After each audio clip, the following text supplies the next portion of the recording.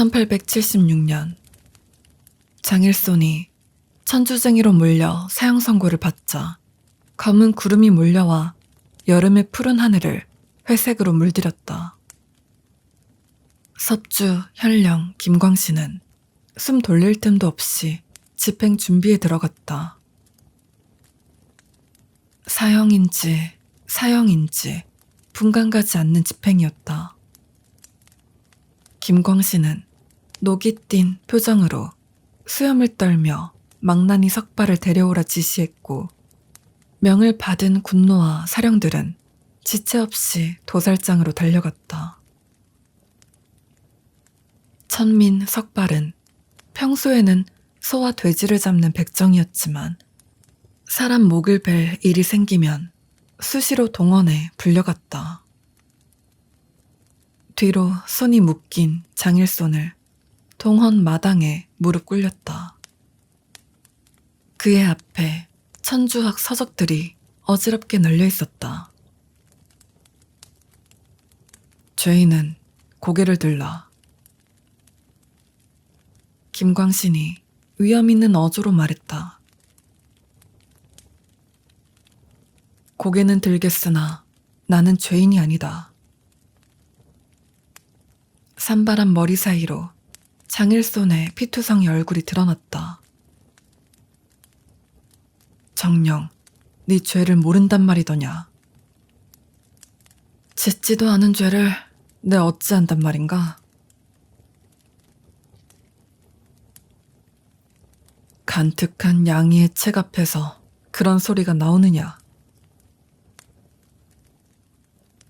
진실로 간특한 것은 출처도 모를 이 책들이 아니라 없는 죄를 만들어낸 자의 머리다. 출처? 니놈 집 천장에서 이것들이 나왔거늘 어디서 말을 꾸며대느냐? 우리 집 천장에는 쥐들이 살고 있다. 가서 데려오너라. 쥐들은 나의 죄 없음을 증명해 줄 것이다. 네 이놈, 보자보자하니 무엄함이 끝이 없구나. 국법을 어긴 죄인 주제에 감히 형류를 판단하는 본관을 우롱해? 이 책들은 쥐에게 쏠린 흔적도 없고 먼지조차 묻지 않았다. 사람을 말아넣을 의도라면 더 헌책을 갖다 놨어야 그럴듯하지 않겠느냐. 김광신이 교의에서 일어나자 하늘에서 천둥이 쳤다. 심상치 않은 눈길로 하늘을 보던 그는 다시 자리에 앉았다. 장일손이 웃었다. 천벌이 두려운가 보군. 이복의 광신이 왜 나를 이리도 서둘러 죽이려는 겐가? 주둥아리에 얘를 담아라. 죄인을 신문하는 집장 사령이 손에 쥔 쇠 몽둥이로 장일손의 등을 내리쳤다. 살 찢어지는 소리가 사방에 크게 울렸다. 장일손은 고통에 겨워하다 어렵게 자세를 바로잡았다. 김광신이 술이 달린 등채를 들어 장일손을 가리켰다. 너는 사악에 물든 대역 죄인이야. 이단 종자들은 지금도 전국 각지에서 들불처럼 번져가고 있어. 너 하나 본보기로 처형하면 최소한 섭주에서라도 천주학을 들먹이는 자들은 사라질 것이야. 한 고을에 수령된 자가 경국 대전조차 잃지 않은 모양이군. 사형죄는 3번 복심하여 왕에게 아른다는 3번째의 규약을 잊었단 말인가? 아니면 알고도 서둘러 사건을 덮으려고 모른 척을 하는 것인가? 장일손의 얼굴이 분노로 구겨졌다. 나는 너의 교주였고 너는 나의 사도였다. 너와 내가 아는 사실이지. 내게 새 하늘을 볼 수 있는 눈을 띄워주면 아니 되었어. 나는 세상을 초월한 만년 존재지만 결국 너는 세상의 얼매인 일개 관리에 불과했으니까. 내게 가르침을 준 것을 후회한다. 지금 너는 실낱 같은 목숨을 보존하려고 신앙을 팽개친 채 스승인 나를 죽여 입막으려 하고 있다. 나와의 연관이 탄로날까봐 천주학이라는 얼토당토 아니한 누명을 씌워서 말이다. 조직적인 니놈들은 이간지계를 구사한다더니 그 말이 사실이로구나. 그게 선교사라는 서양 오랑캐들이 가르쳐준 지략이더냐? 안 됐지만 동원 안에 네 말을 믿고 흔들릴 사람은 하나도 없다. 거짓 낯짝을 잘도 꾸미는 작자야. 하늘이 알고 땅이 아는 사실이다. 너는 이미 되돌릴 수 없을 지경으로 내 교리에 물이 들었다. 네가 나를 서둘러 처치하려는 이유는 하나뿐이야. 너를 조사하러 내려올 조정의 감사와 내가 대질이라도 하게 될까봐 두려운 것이지. 닥쳐라 이놈. 요상한 현올림이야말로 양이의 사악한 가르침에 물들 대로 들었음이렸다. 죄를 인정치 않는 놈에게 자비란 있을 수 없다. 닥칠 위급을 알려주니 네 말투가 점점 빨라지는구나.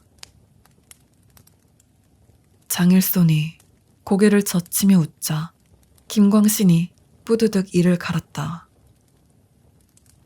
태극 문양이 새겨진 동헌 대문이 성난 기세로 열리더니 울창한 턱수염에 머리에는 끈을 동여맨 누더기 차림의 남자가 달려들어와 무릎을 꿇었다. 뱃사람처럼 기골이 장대했지만 표정은 허수아비처럼 공허했다. 그의 손에는 가축을 도살할 때 쓰는 칼이 쥐어 있었다. 사또날이 석발이 대령했습니다요. 석발이가 왔구나. 속히 형을 집행해야겠다. 여보라, 못들 하느냐. 석발이에게 술을 내주어라. 얼굴이 환해진 김광신이 명을 내리자 육방 관속들이 바쁘게 움직였다. 이미 술 냄새를 풍기는 석발에게 또 한 병의 독주가 건네졌다. 석발은 꿀꺽꿀꺽 술을 들이켜다가 입에 머금은 한 모금을 칼에 푸 뱉었다. 그 사이 태양을 가로지르는 먹구름에 지상은 어두워지다가 밝아지기를 반복했다. 오냐, 배어라. 지성이 지극하면 껍질은 죽되 혼백은 죽지 않는다. 눈에 핏발의 곤두선 장일손이 김광신을 노려보았다. 육신이 멈추면 나는 살아있는 귀신이 될 터이다. 귀신이 되어 내 반드시 이놈의 집안을 찾아가 살아있는 것이든 죽어있는 것이든 그냥 두지 않을 것이다. 나이 든 것, 어린 것, 부녀자와 하인은 물론이며 가축, 애완물조차 남김없이 도륙을 낼 것이야.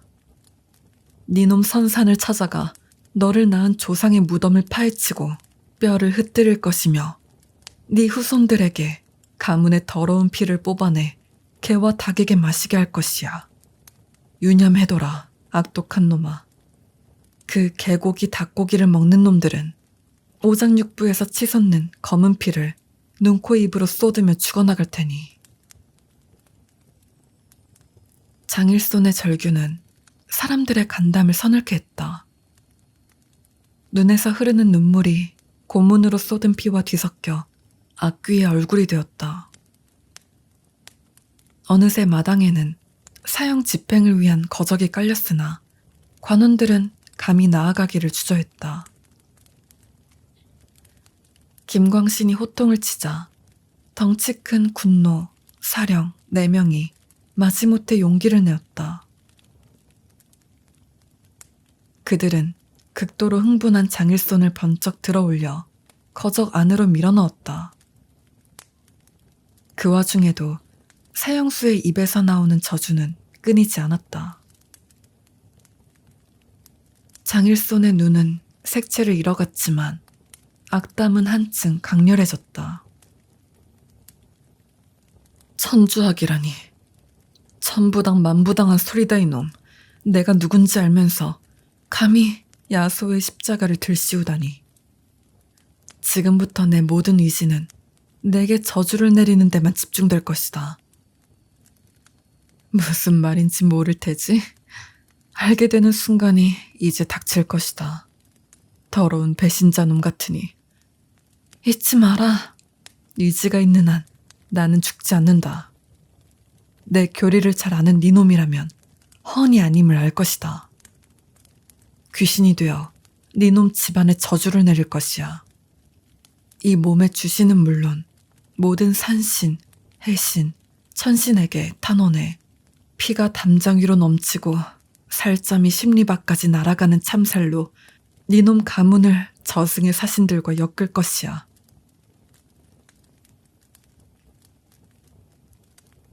장일손이 옆으로 넘어졌다. 기력은 다했지만 부릅뜬 눈만큼은 높은 곳에 앉은 김광신을 향한 채였다. 집념이 깃든 악의 기운을 받자 김광신도 어지럼을 느꼈는지 약간 비틀거렸다. 망나니 석발이 장일손의 어깨를 붙잡아 난폭하게 일으켜 앉혔다. 그 순간 장일손이 고개를 돌려 석발을 노려보았다. 석발은 피눈물 흘리는 얼굴을 보자 간이 오그라들었지만 곧 정신을 차리고 칼춤을 추기 시작했다. 장일손이 석발에게 소리쳤다. 망나니 네 놈을 먼저 데려가겠다. 서서히 피가 말라 죽어갈 네 놈을 보면 김광신은 나의 저주가 거짓이 아님을 똑똑히 알게 될 것이야.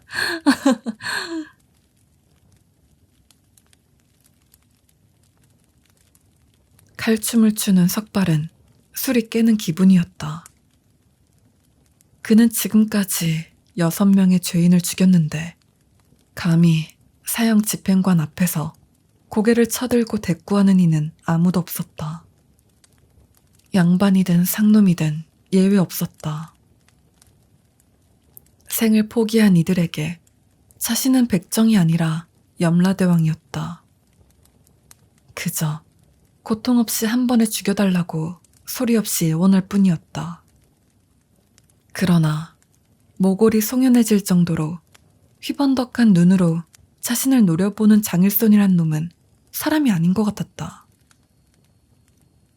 사람의 탈을 쓴 악귀였다. 맑고 온화했던 하늘조차 사형 집행에 맞춰 어두워지자 석발은 와락 겁이 났다. 못하느냐? 속히 죄인을 베지 않고. 김광신이 소리쳤다. 마당이 번쩍번쩍 거리더니 하늘 끝에서 벼락이 떨어졌다. 공포에 취하고 분위기에 취한 석발은 팔에 힘을 모아 칼을 휘둘렀다. 부대 시참을 당한 장일손의 머리는 한 칼에 떨어져 나가 동원 바닥을 대굴대굴 굴렀다. 머리를 잃은 장일손의 몸은 그대로 앉아 있었으나 목으로부터 폭포수 같은 피가 솟구쳤고 어두워지던 하늘은 칠흑같이 캄캄해졌다. 김광신이 차갑게 말했다. 놈의 큰 죄를 하늘이 아는구나. 이제 비가 내려 죄인의 피를 씻어낼 것이다. 뚝뚝 하는 소리와 함께 마당에 점이 생기더니 소나기가 쏟아지기 시작했다. 그러나 김광신의 예언은 이루어지지 않았다. 펼쳐진 천주학 서적에 쏟아진 빗물은 붉은색이었다. 장일손의 목처럼 하늘에서도 핏빛 소나기가 내려 동헌 마당은 금세 붉은 바다가 되었다. 사령들이 창을 버리고 달아났다. 이방은 기둥을 붙잡은 채 구역질을 해댔고 향리 하나는 기절했다. 망나니 석발도 칼을 끌어안은 채 온몸을 떨어댔다. 날아간 장일손의 머리가 저 멀리에서 자신을 노려보는 것 같았다. 김광신이 소리쳤다. 마각기였구나. 사괴의 우두머리가 부린 농간일 뿐이니 물러서지 마라. 하늘을 찢는 번개와 우레의 연속이 있고 나서야 붉은 비는 더 이상 내리지 않았고 소나기는 무채색으로 회복하다가 이내 그쳤다. 뜨거운 태양이 구름을 뚫고 나타나면서 세상은 다시 한여름의 푸르름을 되찾았다.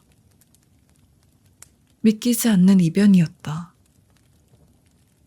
관아의 모든 사람이 공포에 비에 젖은 채 어쩔 줄을 몰랐다.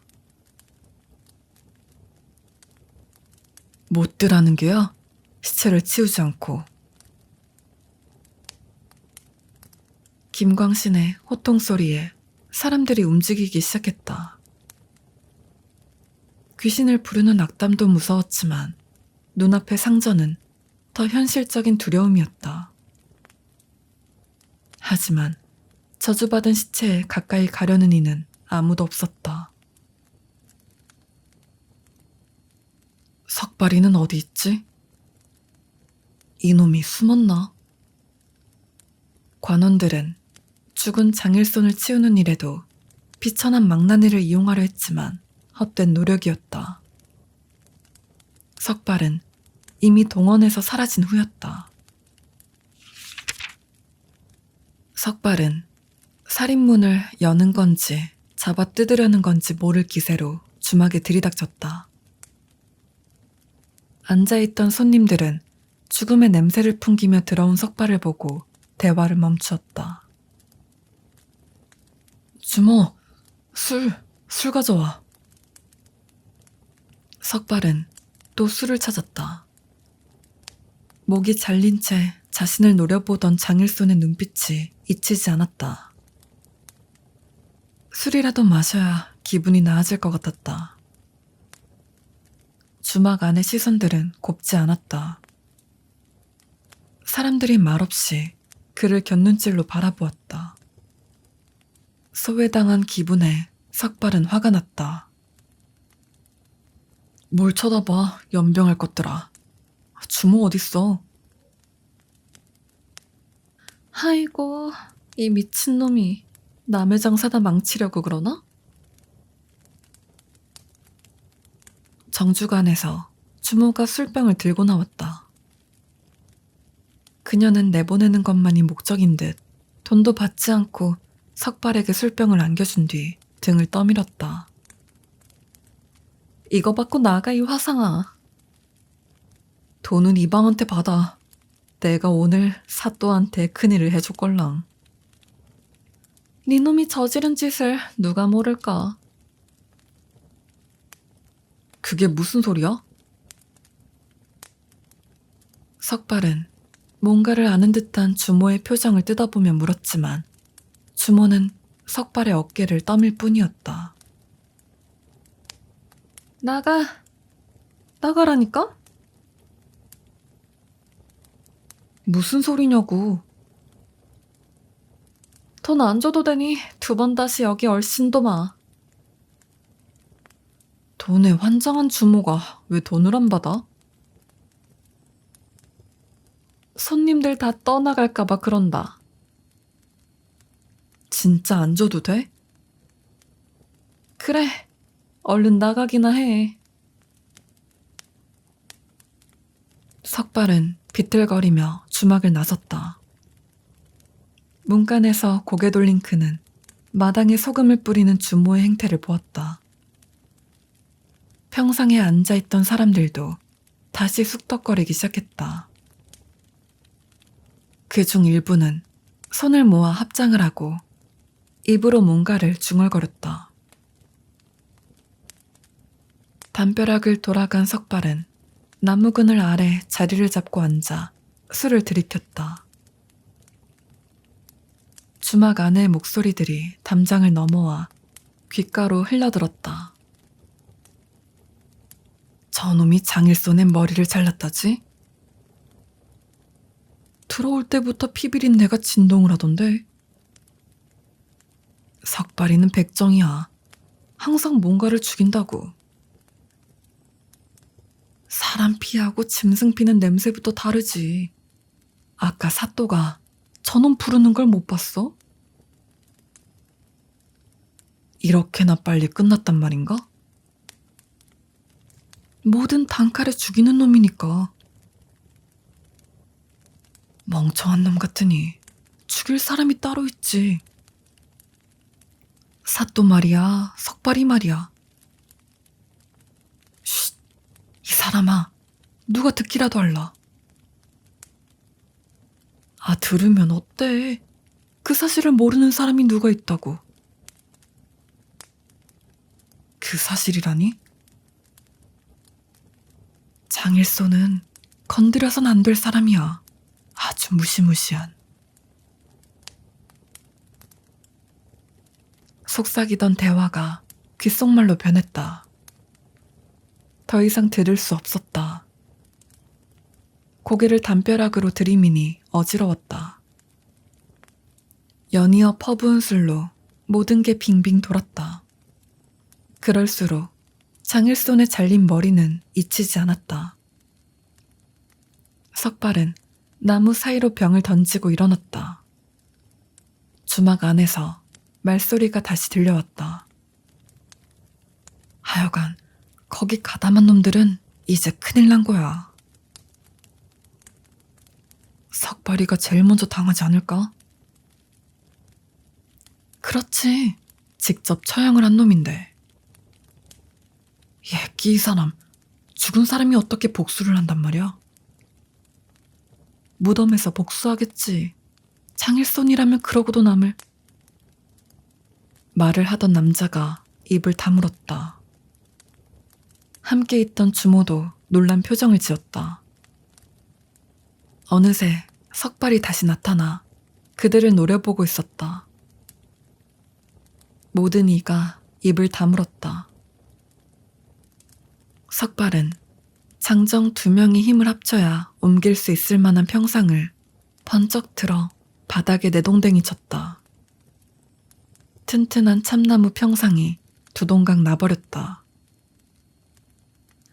아이고, 이 연병할 놈이 기어인의 장사를 말아먹네 말아먹어. 주모가 울부짖었지만 석발을 제지하려는 남자는 아무도 없었다. 석발은 그들을 노려보다가 혀 꼬부라진 소리로 말했다. 너희 중에 사또 어른이 불러도 거역할 수 있는 놈 있으면 한번 나와봐라. 아무도 대답하지 않았다. 석발은 부엌으로 들어가 술을 동이째로 들고 나왔다. 백정의 엄청난 힘은 커다란 독을 밥그릇처럼 들었다 놨다 했다. 사또한테 일러 바쳐라. 석발이가 술 훔쳐간다고. 주모가 아이고 아이고 바닥을 치며 울었지만 남자들은 아무도 나서지 않았다. 석발은 소금이 뿌려진 마당에 침을 뱉고는 주막을 나섰다. 석발의 거처는 도축장 바로 옆 옥막이었다. 무덤 같은 음습한 장소라는 점에서 옥막과 도축장은 다를 바가 없었다. 집단이 이부자리를 대신했고 가재도구 대신 쇠망치와 칼이 벽에 가득 걸려 있었다. 옥막 벽의 윗부분에 채광창이 붙어 있다는 점만 도축장과 달랐다. 죽음을 코앞에 둔 가축도 햇빛을 보면 살아갈 이유가 생겨 도망친다는 게 석발의 생각이었다. 그래서 일부러 도축장을 컴컴하게 만들었고 겁에 질린 가축들은 어둠 속에서 저항하지 못한 채 백정의 손에 죽어나갔다.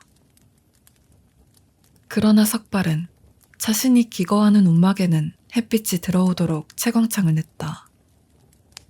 안 그랬다면 가축의 원기들한테 시달려 진작에 죽었을 테니까. 무더위로 땀 범벅이 된 석발은 달빛이 스며드는 채광창을 바라보고 있었다. 늦은 밤이 되도록 그는 엄청난 양의 술을 마셨다. 그럼에도 기억은 잊히지를 않았다. 왜 그 장일손이란 놈이 자꾸 생각나는 거지? 망나니 네 놈을 먼저 데려가겠다. 그가 퍼붓던 악담이 떠올랐다. 곱게 죽지 않고 왜 그런 발악을 했지? 사또가 애먼 놈을 죽인 건 아닐까? 소문에 장일손은 천주쟁이가 아니라 무슨 교회 교주인지 뭔지를 했다던데. 젠장, 나는 시키면 시키는 대로 하는 놈이라고. 내가 무슨 힘이 있어? 나는 아무 죄도 없어. 장일손이든 장이손이든 이미 죽은 놈이 뭘 어쩌겠어? 귀신도 이 천하의 백정 석발이는 무서워하는데 귀신이 있다면 내가 아닌 사또한테 먼저 찾아가야지.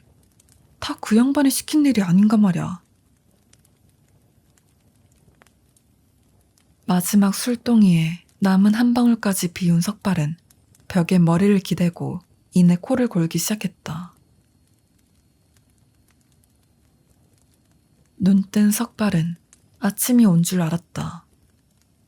그러나 채광창으로 들어오는 빛은 잠들기 전과 조금도 다르지 않았다. 햇빛이 아닌 달빛이었고 주위는 쥐죽은 듯 고요했다. 아직 깊은 밤중이었다. 선잠에서 깨어난 석발은 의아했다. 포금한 뒤 깊은 잠을 이루지 못하기는 처음이었다. 이런 신체의 변화가 평소 하던 망나니업 때문이라고 믿을 정도로 약한 사내는 아니었지만 잠에서 깬 석발이 맨 먼저 떠올린 것은 장일손이 남긴 저주의 경고였다.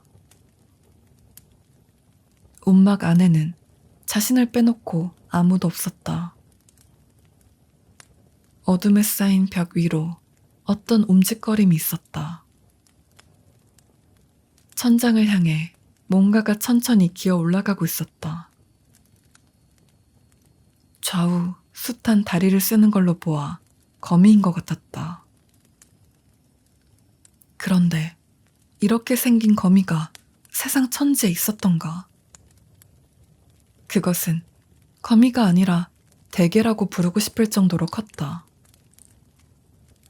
석발이 집단 깔개에서 몸을 일으키자 움직이던 그것이 인기척을 눈치챈 고양이처럼 움직임을 우뚝 멈추었다. 석발은 시커먼 그것이 뭔지 알고 싶었기에 숨소리도 내지 않고 제자리에 가만히 있었다. 그러자 그것은 다시금 여러 다리를 이용하여 위로 기어올랐다. 조금 전보다 빠른 움직임이었다. 채광창에 가까워지자 새어 들어온 달빛에 정체가 드러났다. 8개의 다리는 산발한 머리카락이었다. 긴 머리칼이 각각 생명을 얻어 벽을 탁탁 짚으며 곤충의 다리처럼 움직였다. 머리칼 가운데에 피칠가불한 장일손의 머리통이 있었다. 석발이 알아본 순간 장일손의 눈이 번쩍 뜨였다. 피눈물을 흘리는 샛노란 눈이 망나니를 노려보았다. 네 놈을 먼저 데려간다고 했지? 아이구야. 석발이 자리를 박차고 일어났다. 그는 맨발로 어둠에 쌓인 길을 달렸다. 깊은 밤중 마을과 거리가 떨어진 외딴 도축장 주변에는 아무도 없었다. 석발은 철저히 혼자였다. 겁에 질린 그는 민가가 널린 대로변까지 한달음에 도망쳤다. 자신이 본 것이 꿈인지 생시인지 판단이 안 섰다. 결국 집으로 돌아가지 못하고 길에서 밤을 새워야만 했다. 공포가 잠을 쫓았고 제정신을 차리지 못하게 했다. 해가 뜨고 나서야 석발은 무서움이 조금 가라앉았다. 그날은 5일장이 서는 날이어서 물물 교환차 새벽 걸음을 나선 장사치들과 외거 노비들이 대로변에 보이기 시작했다. 하지만 그들은 석발을 알아보아도 뜬모를 눈길만 흘끔흘끔 던질 뿐 아무도 말을 걸지 않았다.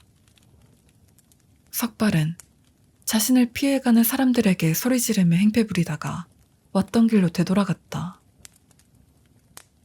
그날따라 움막과 도축장이 한층 더 음산하게 보였다.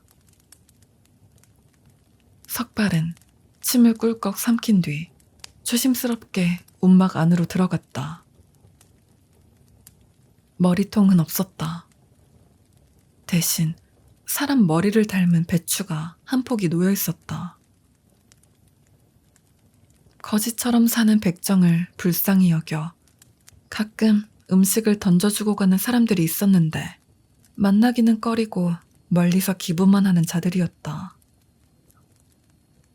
평소라면 고맙게 받았겠지만 무서운 꼴을 당한 후라서 석발은 배추를 막대기로 밀어가며 호숫가까지 굴린 뒤 물속에 빠뜨렸다. 퇴퇴퇴 3번 침을 뱉은 그는 뒤도 돌아보지 않고 자리를 떴다. 동원을 찾아간 석발은 출입을 제지당했다. 문을 지키는 사령은 아무도 들이지 말라는 사또의 명이 있었다며 앞을 가로막았다. 실랑이를 벌이는 석발의 눈에 소란을 듣고 나온 김광신의 모습이 보였다. 두루마리 문서를 손에 쥔 김광신은 흥하고 뒷짐을 지더니 대청마루에서 집무실로 냉큼 들어갔다. 저기 사또날이 맞잖수. 사또가 있는데 왜 없다고 하시오? 누가 안 계시다고 그랬느냐? 아무도 들이지 말라 하셨다지 않느냐?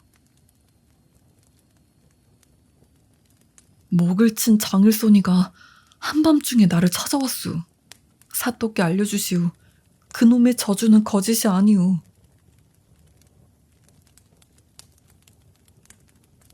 석발이 힘을 쓰자 문을 지키는 사령이 밀릴 기세였다. 다른 사령들이 이 모습을 보고 달려왔다. 석발은 있는 힘껏 소리쳤다. 사또날이 장일손의 귀신이 찾아왔습니다요. 그놈이 한 말 정말입니다요.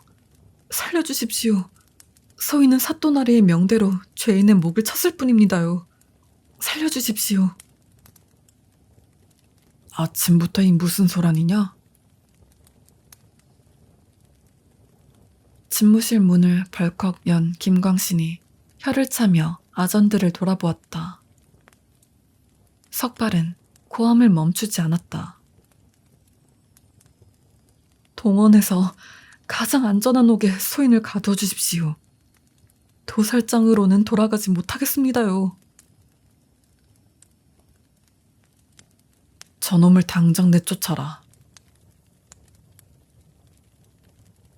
한마디 꾸짖음과 함께 김광신의 모습이 문 뒤로 사라졌다.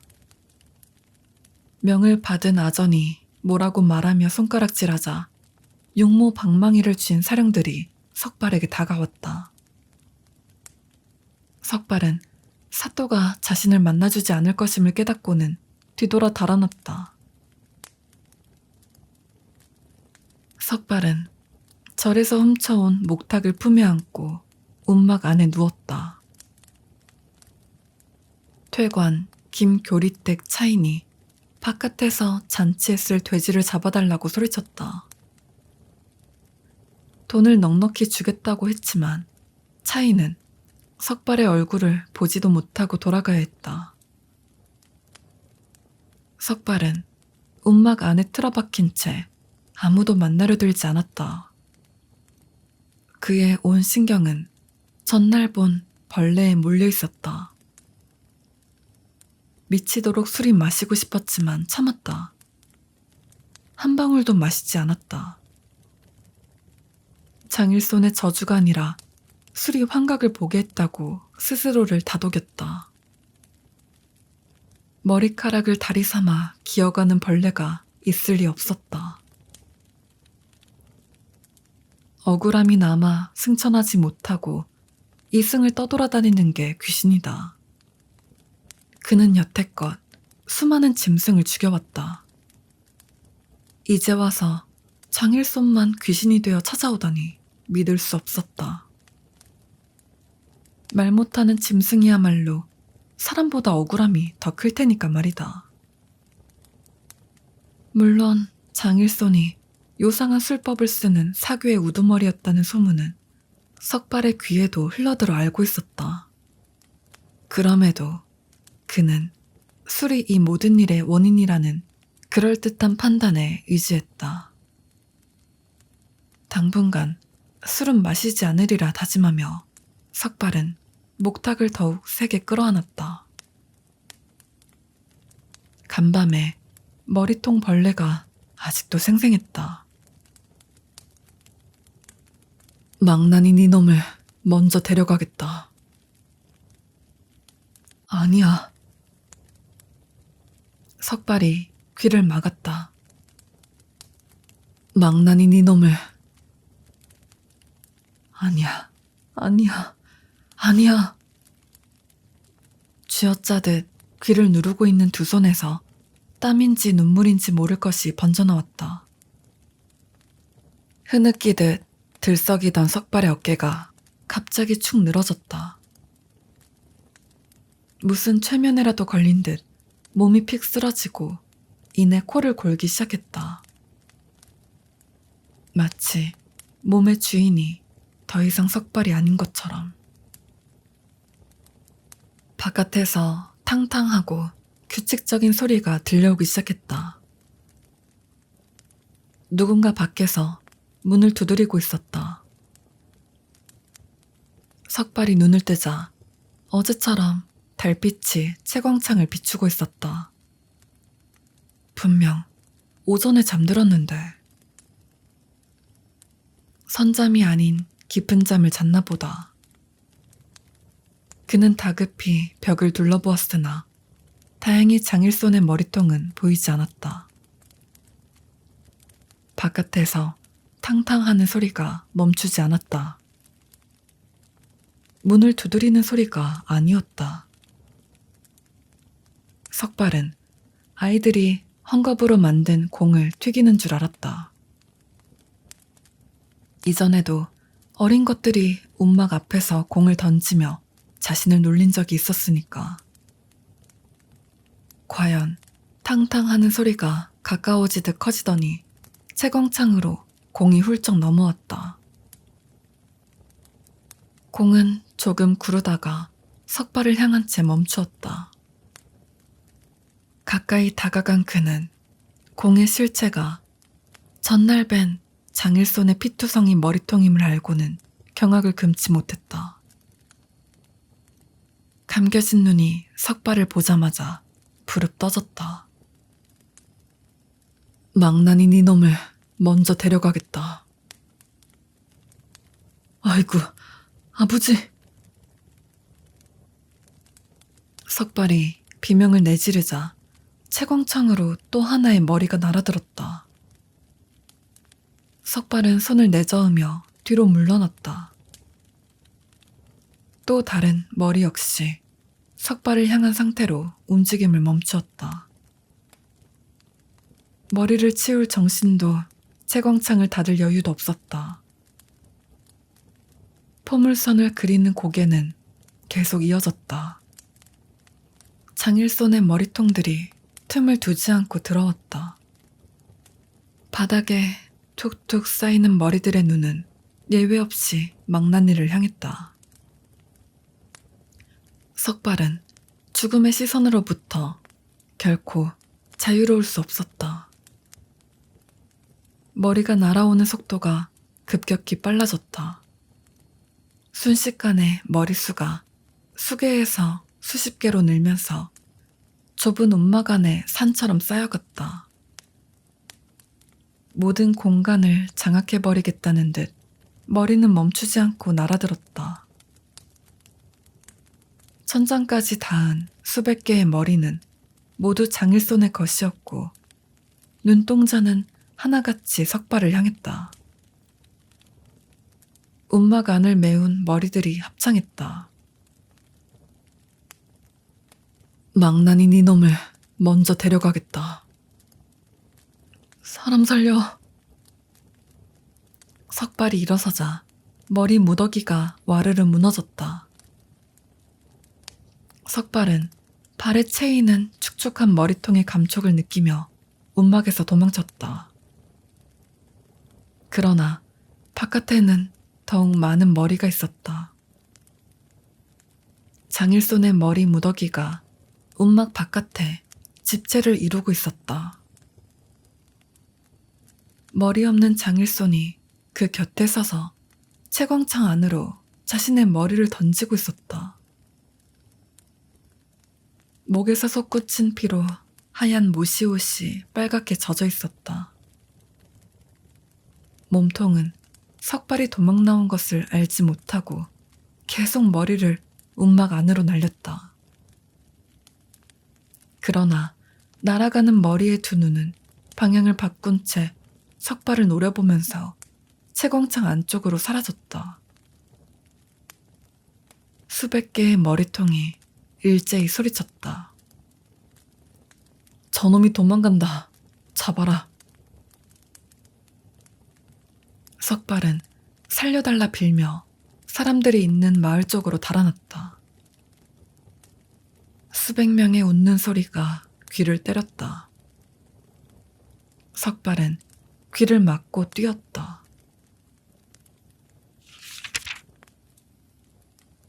석발의 행방이 묘연하다는 말이 섭주, 석하촌에 떠돌기 시작했다. 가축을 잡아달라고 온 사람들은 주인 없는 도축장과 텅 빈 움막만을 발견했다. 움막은 비워진 지 오래된 것처럼 보였다. 석발의 행방불명에 여러 소문이 뒤를 이었다. 누군가는 매일 술을 먹던 석발이 절벽이나 강가에서 발을 헛디뎌 죽었다 했고, 또 누군가는 도살당할 걸 안 황소가 뿔로 받아 그를 죽여버렸다 했고, 또 누군가는 이 말이 싫어진 석발이 스스로 떠났을 거라고 말했다. 두서없는 추측들에 하나같이 물증은 없었는데, 특이하게도 장일손을 죽였기 때문에 보복당했을 거라는 비현실적인 소문이 오히려 힘을 얻었다. 이 소문은 마을의 무당 선녀보살의 입에서 비롯되었다. 사람들이 어떻게 석발의 죽음을 확신하느냐고 묻자 선녀보살은 신령님이 그렇게 가르쳐 주었다고 답했다.